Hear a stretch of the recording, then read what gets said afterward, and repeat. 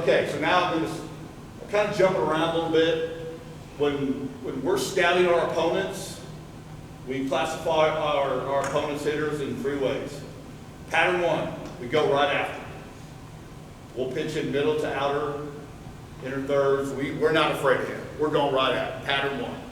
So we get a scout report. I put a scout report from our Grapevine series last year on their 3-hole hitter.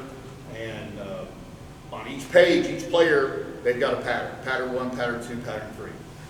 So pattern 1, we're going after them. Those are probably your bottom of the lineup guys, but not with Grapevine, because their 9-hole hitter hit the only home run they hit of the series, which is why they won the state championship 2 years in a row. Pattern 2, be more careful.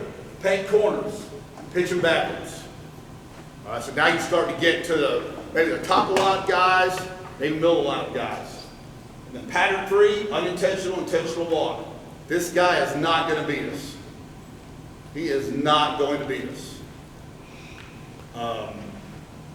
If I'm going to attack a pattern 3 guy, and I don't mind sharing this, Grapevine had a kid, they had a couple kids in their lineup last year that we kind of identified as pattern 3.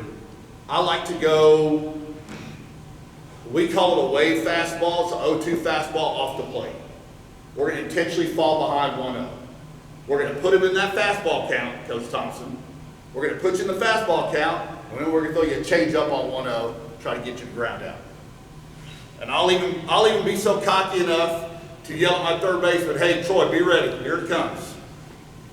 And we'll fall behind 0-1, we'll call that changeup, ground ball to third baseman, throw him out, and all the kids on the bench think I'm a genius.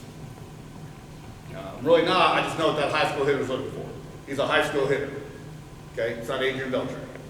It's a high school hitter. Even though he's really good, it's still a high school hitter. He's easy to set up. Pickoffs. Here's all the pickoffs that our right-handers have to work on every day in practice, usually during our catch play. Check him and step off, check and throw to first. The third one, these are our bulk moves, which are effective when you have a 2-man umpire crew. We can get away with them, and I do teach them, and I'm not ashamed to say that. No hands, no stretch. Hold them 5 seconds, step off. We also have a signal for this. If pitchers are in a rhythm and the other team's got them timed up,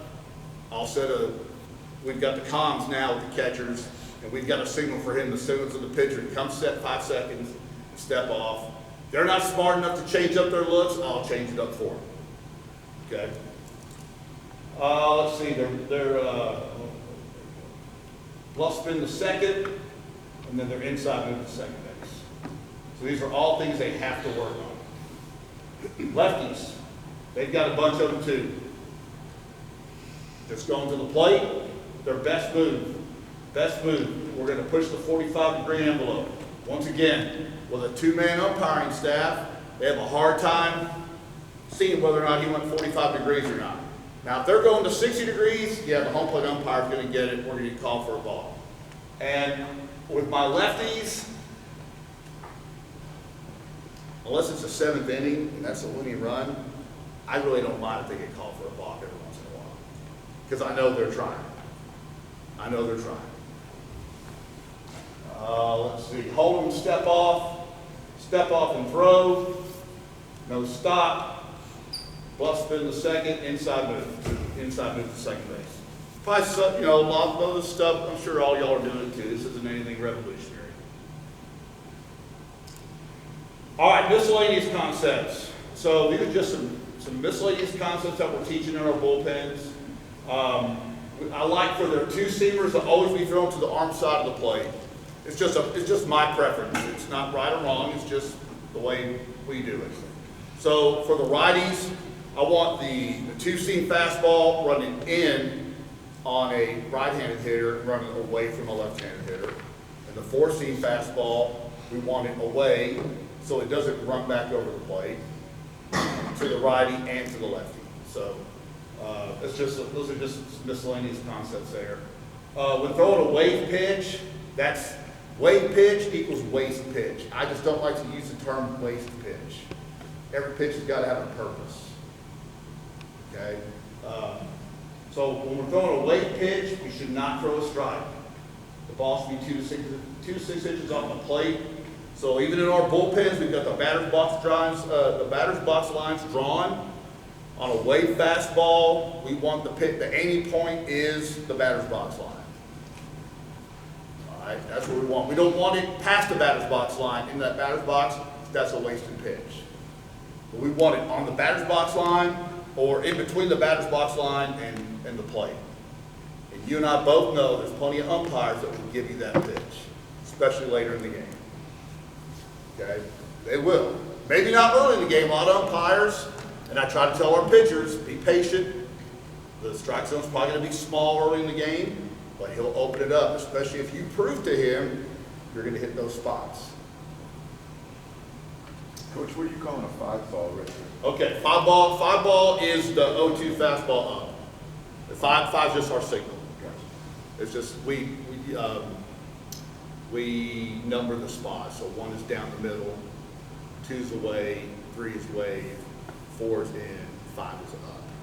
So I'll say 5-ball. They won't know what I'm talking about, but our guys know what a 5-ball is. 5-ball is 0-2, and our aiming point is we want to hit the umpire right in the head. That's our aiming point. Umpires crouch down. We hit the umpire right in the head. That's right where we want it, right at the hitter's hands. That's my coaching point. Is hit the umpire right in the head. That way he's leaving it up. Let's see. 5-ball, yeah. Your target should be the top of the umpire's head. Raise the hitter's eyes. Sets him up for the breaker low and away. And also, something else I'm looking for on that 0-2 fastball that's up in the zone, I'm looking to see, does the hitter have it timed with a strike? Because if I think he's late, we'll come back with that pitch. It just won't be a 5, it'll just be fastball up in the zone. And especially if he's got one of those, those launch angle swings, yeah, we're definitely pitching him up in the zone. And that's all of our scout report that the kids get, so they know. They know that's what I'm going to call. Most of the times the kids know what I'm going to call before I call it. We're on the same page. And I'll get to that in just a second too, because apparently that's a controversial subject on Twitter too. Coaches calling pitches. I'll get to them later. Best pitch for a right-handed pitcher to a left-handed batter. On 0-2 is a wave fastball. We don't like to throw 0-2 fastballs up to lefties. We like to throw them low and away because lefties are notoriously low ball hitters. Let's see. If you work hard in the bullpen on your spots, you'll be successful in games. If you don't, well, you won't be in games. So I stole this from Chuck Box. Chuck Box is like the high school liaison for Jim Schlossnagel. He was with him at A&M. He's now with him in Texas. Before that, he was a high school coach in the southeastern part of the country. And he's a good dude. Him and I talk regularly, and he's a great, if you don't follow him on Twitter, he's a good follow. And he shares all his resources. He's great. I got this, I thought I had a pretty good PFP routine. This blows it away. So we have 3 lines, and I've got videos of all 4 of these rounds I put on here. We have 3 lines on the mound, and we run through these. Round 1, the first line, and I'll show it to you here in just a second, is a 3-1, 1-6-3, and then the 1-2, that's a squeeze play. The pitcher's going to glove flip it. In fact, let's just go ahead and watch it. Do I hit it again? Hit it again, it should start there. If not, I can. Oh, no, okay. No, it's not. Hold on, let's go back. All All right, here we go. All right, so the first one's going to be the 3-1. First baseman to the pitcher, covering. Now 1-6-3. So our shortstop's involved. Coaching point is over the base, above the waist of the pitchers. Now we go 1-2, squeeze play, and our pitcher's glove flip. So that's that round. That's the first round.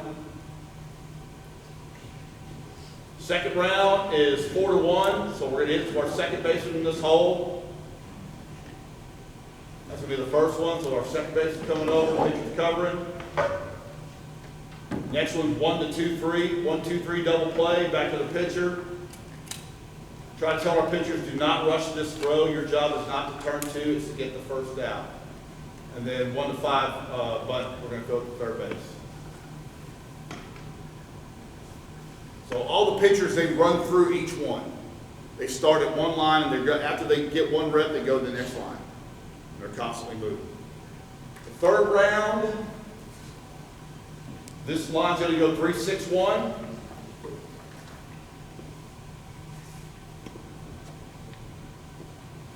Middle guy's going to do 1 to 3 on a bunt.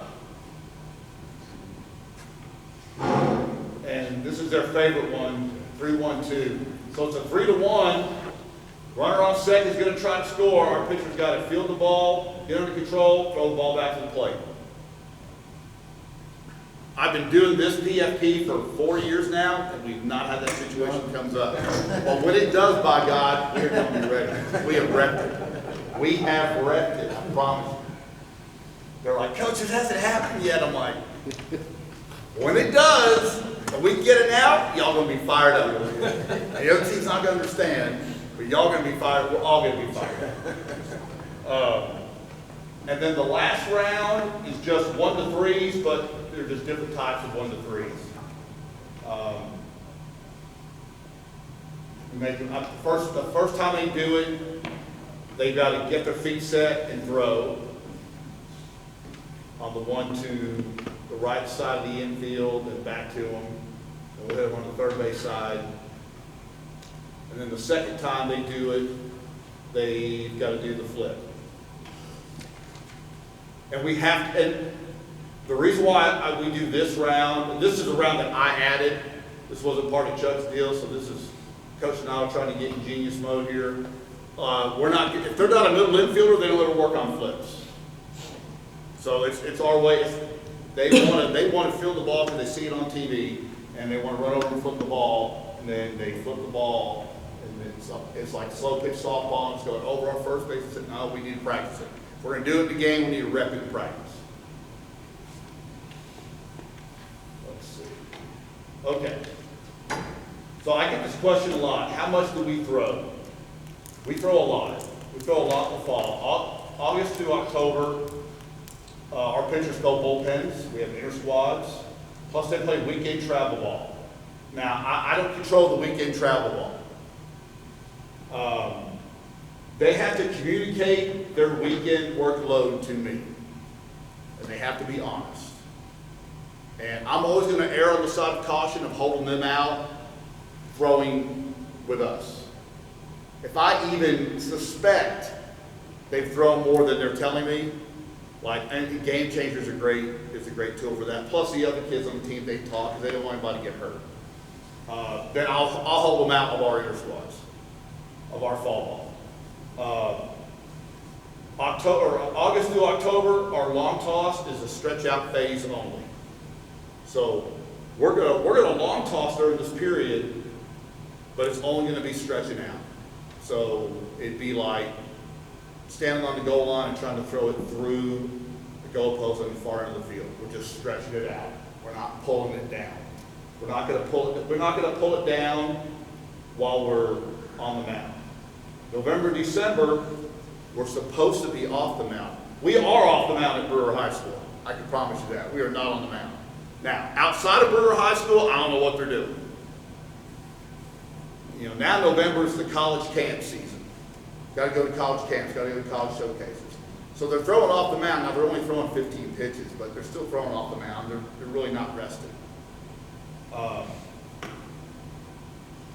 November, December, we use the Jaeger long toss protocol. That's what we throw. That's what we use in the fall. And you can find that online anywhere. Alan Jaeger's really good. I'm a big believer in his long toss protocol. We believe in volume throwing. So here's what I mean by volume throwing. I have to get the stopwatch out and time how long they throw. They think stretch, pre-stretch bands, all that. They think once we start, they think like 8 minutes is enough time. Like if I don't time them, 7, 8 minutes, I'm loose, I'm ready. No, you're not. You're not ready. Go back out there. So at least 12. By this time of year, we should be throwing for 15 minutes. We should have worked up to 15 minutes. They think that's like way too long. But that's why I'm the coach and they're not. So they're going to do what I tell them to do. And I'll tell them, okay, so I'm not saying throw 300 feet for 12 to 15 minutes. The total amount of time of throwing is 12 to 15 minutes. You know, your long toss reps, that's different. Then let's come back in, 75 foot, let's throw changeups. You have to keep the arm speed up on a 75-foot changeup, because what's the number one tendency of your pitchers on changeups? They want to slow their arms down. They can't slow their arm down from 75 feet. Or, I mean, we'll even do changeup long toss. We'll long toss and they'll throw their changeups. Those two things help them with that feel for not slowing their arm down. Let's see. Now we start our pull down phase. We don't pull down every day. I believe they have a lot of freedom on their own of how their arm feels. I tell them, if your arm feels good, feed it. Pull it down. Go it as hard as you can. Okay, pull it down. If they do it right, it should be a long hop to their partner. All right? I want them to throw hard. How do you get strong in the weight room? You do what? You lift heavier weight, right? If you want to build speed and run faster, what do? You run long distance or you run sprints. Well, if you want to throw harder, then throw the ball hard.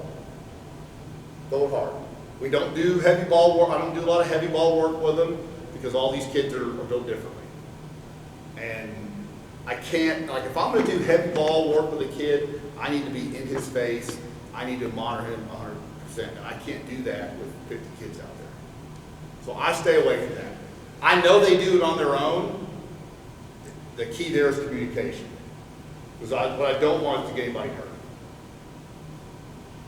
Now they do get hurt, but that's because it's overuse. We're going to do what we're going to do, but then there's a couple places up there that are, you know, their velocity. They call them velocity camps, 6-week velocity camp. That time of year. Yeah, right. So maybe you have to do something. Maybe you work for 52 weeks instead of a 6-week crash course. And it's amazing. The kids that go to those 6-week velocity camps, they always seem to get hurt. So, but what do I know? I'm just the high school baseball coach, right? I say that. I tell you doing it. This is something we started doing this year. This is new. I've never done this, so this year my assistant coach wanted to do this. We call it live bullpens.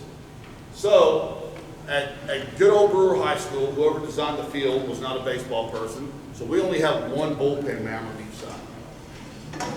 That drives me crazy. I want 2 guys going. We just get more work. So what we started doing this fall was throwing our bullpens on the game mound. All pitchers are thrown from the stretch. We also use it to work on our base running. So we're working on 2 things here. I'm with the pitchers. I'm standing behind the pitchers, and we're going through all the pitching corrections. I'm checking their grips, making sure they haven't invented a new pitch grip for a curveball, something that's not sound. Then my assistant's working with the base runners. So they're working on their leads, working on reading the pitcher, picking up tendencies, UCLA, etc., working on their jumps, dirt ball reads out of the hand. Catchers are calling pitches based on the script I give them, and a lot of times in the fall, I let them go. Now they know they've got to throw a certain amount of fastballs, breakers, changeups. So that's what I mean by using a script. We've even been using the wireless comms where I'm standing behind the pitcher and telling the catcher what to call, just so we can work on that a little bit. I'm also coaching the pitchers on controlling the running game. Don't go on U every time. Don't go on C every time. Don't go on L or on A. Step off. They work on their pickoffs. We have a first baseman there. And we'll work on our pickoffs too. And we've got 3 lines we've got 3 runners going at the same time. So this is what my assistant wanted to do, and he used to coach in college, and I lean on him a lot. He's really good at what he does. So we just called it live bullpens. You're not using a hitter in this? No hitter. No hitter. We've got everybody. We've got catchers and catcher balls in the dirt. We work on blocking, so it's for them to. When we first introduced it, we didn't have the middle infielders there. But then after about 6 weeks of it, we put the middle infielders so the catchers would start throwing down. And also give our runners some feedback. Are you safe or you're out? Do you really have a good jump or do you not have a good jump? Pre-game routine. Okay, this is all optional stuff. I put all this out there for them. They don't do all this. They do some of it. Some of them love the. Do I even have it on here? Some of them. I've got some guys that like to do all their med ball drills before games. They love it. They love doing their med ball drills.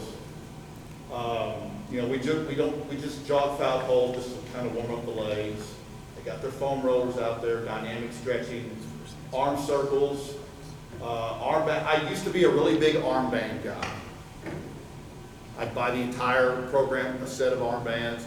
I love arm bands, but I also do them right. Yeah. And that's another thing with the arm bands. I can teach them and show them, but if I'm not on them, watching them do all their arm band, they start doing them wrong. And they're not getting the entire benefit out of it that they should. We do use heavy balls to warm up with the backwards throws, backward flip ups, and then they've got to run some sprints. That's their pregame routine before they even pick up a baseball. Okay. Pre-bullpen warm-up. The objective is to make sure that the arm is prepared, stretched out, and most importantly, fresh. Light tossing. The light tossing says, I don't know why I put this here. Needs to work on. Oh, okay. All right. So this is just when they've just started and they're playing catch with the catcher. I don't want them just to throw the ball. Like even when they're just starting, even at 45 feet. Catcher's going to put the glove up, we're trying to hit the glove. Every throw's got a purpose. Long toss, they work to a distance that's comfortable for them, and then you work back to 75 feet. I've got pitchers that they want to throw it 300 feet. I've got pitchers that only want to go about 120, 150 feet. It's up to them. It's up to them. I don't force that on them. I've got pitchers that will bring a baseball from home, because they know that they better not use one of mine. They'll take a baseball from home, put it in their pocket. They'll play catch, and then the last throw, they pull it out of their pocket, they want to throw it over the fence. And they're not going to go get it. So, hey, if that's going to help you get hitters out, more power to you. More power, but that's not going to be one of my baseballs, because these are not cheap. You want to throw a baseball over the fence and not go get it, it's got to be your own baseball. Remember, we're warming up, do not fatigue your arm. So I really have to watch over them. Because I'm a big believer, I don't want them to throw too much here. All right, they're just getting ready to get in the bullpen. I don't want them to throw that much here, I'd rather them throw more in the bullpen. And that goes back to one of the first things about knowing what you have when you go into the game. And I'm going to come back to that. Okay, so now we're in the bullpen. Berkman drill. So his funnel drill, it's wave fastball, so 0-2 fastball. Catcher sets up. He doesn't move till you hit the spot. Then we go wave fastball over here, same thing. Then outer third, middle, funnel drill. All fastballs. All fastballs. So they start off with their funnel drill. A 6-pitch funnel drill is really good. A 12-pitch funnel drill tells me we don't have command. So I already know. I already know this is going to be a short out. Now I'm his cheerleader in the bullpen, but I already know. That's why we do it. Then we go 2 sets of their pitches. Then we go curveball sets. So this goes back to their get me over curveball, their killer curveball, and their extra curveball or weighted curveball that we bounce. Then we throw 5 changeups, then we sit down. We're trying to simulate an inning. I don't want them throwing 50 to 60 pitches in a row in the bullpen, because we're hopefully never going to do that in a game. So it's funnel drill, sets of our pitches, maybe a curveball or maybe 2 curveball sets, 5 changeups. That's probably going to be 20, 25 pitches. Then we sit down. Then I sit in the dugout, go get a drink of water, trying to simulate an inning. Now they're going to come back out. Now we're going to simulate hitters and throw. It says a batter or 2. It's probably more like 3 or 4. Probably about another 20 pitches, 25 max, and then we're ready to go. This is my big message to them. It's better to be a little tired and know what you have in those 5 solid innings, and not know what you have and not survive the first inning. I tell the pitchers, you can't win the game in the first inning, but you can sure lose it for us in the first inning. All right? If you